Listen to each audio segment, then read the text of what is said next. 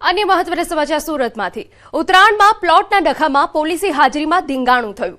મહિલાઓ સહિત બે પરિવારો સામસામે આવ્યા। મારામારી અને ગરબા તોડફોડનો વિડિયો વાયરલ થયો। પ્લોટ એક અને દાવેદારો બે હોવાથી વિવાદ સર્જાયો। પોલીસ તપાસ કરવા ગઈ ને મામલો બેચક્યો। પોલીસે બંને પક્ષો વિરુદ્ધ ગુનો નોંધી આગળની તપાસ શરૂ કરી। અમારા સંવાદદાતા કીર્તેશ વધુ વિગતે વાત કરવા જોડાયા છે। કીર્તેશ, આખરે મામલો શું હતો?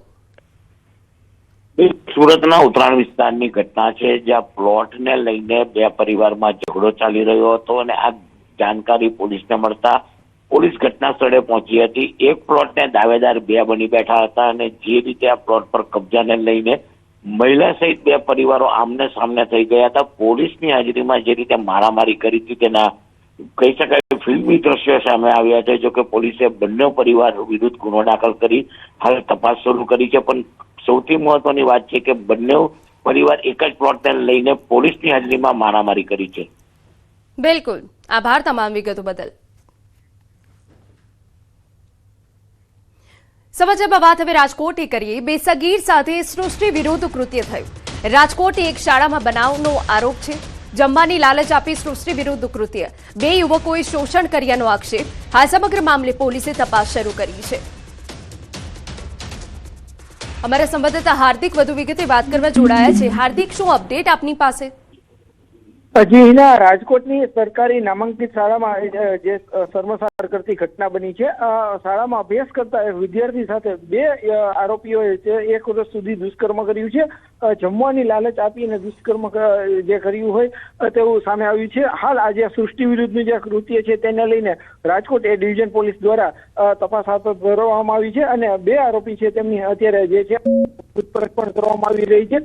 ખાસ કરીને આ જે શાળા છે તે રાજકોટ શહેરની નામાંકિત શાળા છે અને આ ઘટનાથી સમગ્ર શહેરમાં જે છે તે ચકચાર મચી ગયો છે। ખાસ કરીને આ શાળા છે તે આઝાદી સાથે પણ જોડાયેલી છે। અનેક જે નામાંકિત નેતાઓ છે તે પણ આ શાળામાં અભ્યાસ કરી ચૂક્યા છે। ત્યારે આ જે ઘટના બની છે, ઘટના બનતા જે છે એ સમગ્ર શહેરમાં પણ ક્યાંક ને ક્યાંક ચર્ચાનું કેન્દ્ર બની છે। બિલકુલ, આભાર તમામ વિગત બદલ। સમાચારમાં આગળ વધીએ। નર્મદા પરિક્રમાવાસી શ્વાનના આતંકથી પરેશાન। પરિક્રમાવાસીઓને શ્વાને બચકા ભર્યા। ભક્તોના કહેવા મુજબ 16 ભક્તોને શ્વાન કરડ્યા। તિલકવાડા નદી ભાટાથી ઉપર તરફ શ્વાનનો આતંક દેખાઈ રહ્યો છે। તમામ ભક્તોને હોસ્પિટલ ખસેડ્યા। તમામની હાલત સ્થિર હોવાની વિગત। અમારા સંવાદદાતા દીપક વધુ વિગતે વાત કરવા જોડાયા છે। દીપક, આખરે શું મામલો છે, શું વિગત છે? બિલકુલ, ખાસ વાત કરીએ છીએ કે હાલ નર્મદા પરિક્રમા ચાલી રહી છે ને નર્મદા પરિક્રમામાં શનિ રવિમાં લગભગ 1 લાખ કરતા બી વધુ ભક્તો આવે છે। ગઈકાલની રાતની જ ઘટના કહીએ તો ગઈકાલ રાતે જે નર્મદા પરિક્રમાવાસી રાત્રે દરમિયાન જે પરિક્રમા કરી રહ્યા હતા ત્યારે તિલકવાડા પાસે આવેલ જે ભાટામાં જેઓ ચાલી રહ્યા હતા તે દરમિયાન 2 થી 3 શ્વાન આવતા અને શ્વાને અચાનક જ જે ભક્તો છે જેમને બચકા ભરવાનું ચાલુ કરી દીધું। લગભગ 16 જેટલા લોકોને જે શ્વાને બચકા ભરતા તે લોકોને તમામને તિલકવાડા રેફરલ હોસ્પિટલમાં સારવાર અર્થે ખસેડવામાં હતા। જોકે તમામની હાલ તબિયત સુધારા પર છે, કારણ કે જે શ્વાન જે છે શ્વાન અચાનક જ હુમલો કરતા ભક્તોમાં પણ દોડધામ મચી ચૂકી હતી અને જે ભક્તોમાં એક ગભરામણ પણ ઊભી થઈ હતી। પરંતુ હાલ વાત કરીએ તો જે નર્મદા જિલ્લામાં જે પોલીસ સિક્યુરિટી છે એ જે ભાટામાં ન હતી અને તે દરમિયાન આ ભાટામાં ચાલતા જે ભક્તો છે એમને શ્વાને બચકા ભરતા જે નાસભાગ પણ થઈ હતી। એટલે 16 જેટલા લોકોને ઈજા પહોંચી છે, બચકા ભર્યા છે, જેમને હાલ તિલકવાડા રેફરલ હોસ્પિટલમાં સારવાર લઈ રહ્યા છે। જી બિલકુલ, આભાર તમામ વિગતો બદલ। અન્ય મહત્વના સમાચાર। રાજકોટમાં ભાજપ અગ્રણી અને જિલ્લા પંચાયતના પૂર્વ કારોબારી અધ્યક્ષ વિરુદ્ધ ફરિયાદ। રોયલ્ટી ઇન્સ્પેક્ટર દ્વારા ગોંડલ તાલુકા પોલીસ સ્ટેશન ખાતે સૈદેવસિંહ જાડેજા સહિત 9 વ્યક્તિઓ વિરુદ્ધ નોંધવામાં આવી ફરિયાદ। આરોપીઓ દ્વારા રાજકોટ જિલ્લાના ભુણાવા ગામની ગૌચરની જમીન તેમજ સરકારી પડતર જમીનમાં ખોદકામ કરી 1.59 કરોડથી વધુની ખનીજ ચોરી કરી હોવાનો આરોપ છે। સમગ્ર મામલે રાજકોટ ગ્રામ્યના ગોંડલ તાલુકા પોલીસ દ્વારા વધુ તપાસ હાથ ધરવામાં આવી। અમારા સંવાદદાતા અંકિત વધુ વિગતે વાત કરવા જોડાયા છે। અંકિત, શું વિગત? ચોક્કસથી હિના, વાત કરવામાં તો રાજકોટ જિલ્લા પંચાયતના કારોબારી સમિતિના પૂર્વ અધ્યક્ષ સહદેવસિંહ જાડેજા સહિત કુલ 9 જેટલા વ્યક્તિઓ વિરુદ્ધ રાજકોટ ગ્રામ્યના ગોંડલ તાલુકા પોલીસ સ્ટેશન ખાતે આઈપીસીની કલમ 379, 34, 707, 414 તેમજ ધી માઇન્સ એન્ડ મિનરલ્સ એક્ટની કલમ 4, 4/1 અને 21 સહિતની કલમ અંતર્ગત રોયલ્ટી ઇન્સ્પેક્ટર છે તેમના દ્વારા પોલીસ ફરિયાદ નોંધાવવામાં આવી છે.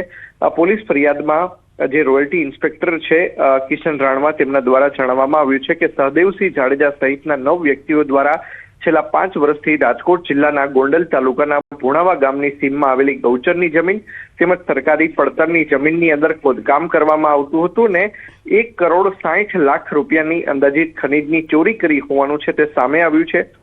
સ્થળ તપાસની અંદર 38,514 મેટ્રિક ટન મોરમ તેમજ 31,798 મેટ્રિક ટન સાદી માટીની ખોદકામ કરીને વેચાણ અર્થે કરવામાં આવી હોવાનું જણાવવામાં આવ્યું છે. જી બિલકુલ, આભાર તમામ વિગતો બદલ. સ્થાનિક સ્વરાજ્યની ચૂંટણી પહેલા પાલનપુર કોંગ્રેસમાં આંતરિક ડખો વધ્યો. અમિત ચાવડાના કાર્યક્રમ પહેલા જિલ્લા કોંગ્રેસમાં અસંતોષ. જિલ્લા કોંગ્રેસી કારોબારીમાં 70 આગેવાનો ગેરહાજર રહ્યા. પાલનપુરના પૂર્વ કોંગ્રેસ પ્રમુખ સહિત 70 કાર્યકરો બેઠકથી દૂર રહ્યા. પાલનપુર શહેર કોંગ્રેસ પ્રમુખ તરીકે કૌશલ પટેલની નિમણૂકનો વિરોધ કર્યો. જિલ્લા કોંગ્રેસે કરેલો નિર્ણય પરત ખેંચવા માંગ. કોઈ નિર્ણય નહીં આવે તો આગામી સમયમાં કોંગ્રેસના કાર્યક્રમોનો વિરોધ કરવાની ચીમકી ઉચ્ચારી. જિલ્લા પ્રમુખ ગુલાબસિંહ રાજપૂતનું નિવેદન. મોટાભાગના કાર્યકરોને તક આપવામાં આવી છે. સામાજિક સમીકરણના આધારે સૌને જોડવાનો પ્રયાસ થઈ રહ્યો છે. આવનાર સમયમાં દરેક તાલુકામાં સેન્સ પ્રક્રિયા હાથ ધરાશે. નારાજ કાર્યકરોને મનાવવા પ્રયત્ન કરાશે. જે રીતે પ્રદેશ પ્રમુખ અને જિલ્લા પ્રમુખે જે રીતે મનમાની રીતે એમને શહેરના પ્રમુખને મૂકવામાં આવે છે એમનો અમે વિરોધ અગાઉ પણ કર્યો છે અને આજે પણ અમારો વિરોધ હજુ સતત ચાલુ છે.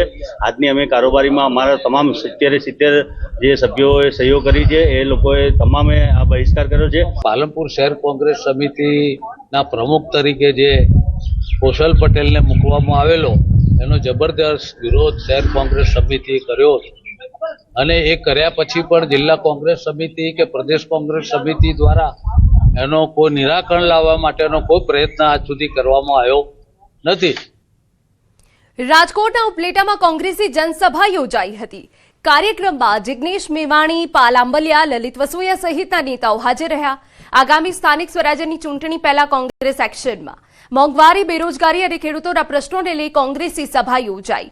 કાર્યક્રમમાં જિગ્નેશ મેવાણીએ 14 એપ્રિલે રાજકોટ સીપી કચેરીના ઘેરાવ કરવાની ચીમકી ઉચ્ચારી. તો સરકાર ₹35,000 કરોડનો પાક વીમો ખાઈ ગઈ હોવાનો પાલ આંબલિયાએ આક્ષેપ કર્યો.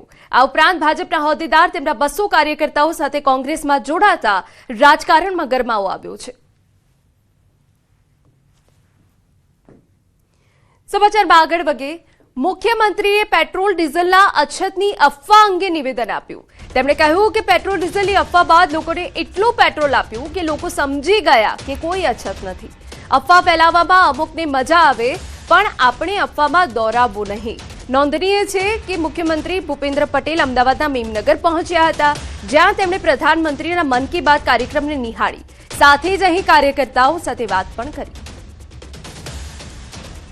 તમે જુઓ કે અહીંયા આગળ અફવા ફેલાઈ, 2 દિવસ પેટ્રોલ માટે લાઈનો લોકોએ લગાડી, પણ એટલું બધું પેટ્રોલ આપ્યું કે હવે લોકોને એમ થઈ ગયું કે નાના વાત તો સરકારની સાચી છે, કંઈ તકલીફ નથી, ખાલી લોકો અફવાથી આપણને દોડે છે. એટલે અફવા ફેલાવવામાં લોકોને ઘણાને મજા આવતી હોય, આપણે બધા એની અંદર દોરવાવું ના જોઈએ. સુરત મહાનગરપાલિકાની ચૂંટણી પહેલા ભાજપ સક્રિય. અઠવા આદર્શનગરના પેજ પ્રમુખો સાથે બેઠક. ચૂંટણી કાર્યમાં જોતરાઈ જવા હાંકલ. જળશક્તિ મંત્રી CR પાટીલે બેઠક કરી. નાયબ મુખ્યમંત્રી હર્ષ સંઘવી બેઠકમાં જોડાયા. બેઠકોનો દોર શરૂ થતા કાર્યકર્તા ઉર્જાવિત થયા. ગુજરાત સરકાર સાથે બેઠક બાદ આંગણવાડી બહેનોની હડતાળ મોકૂફ.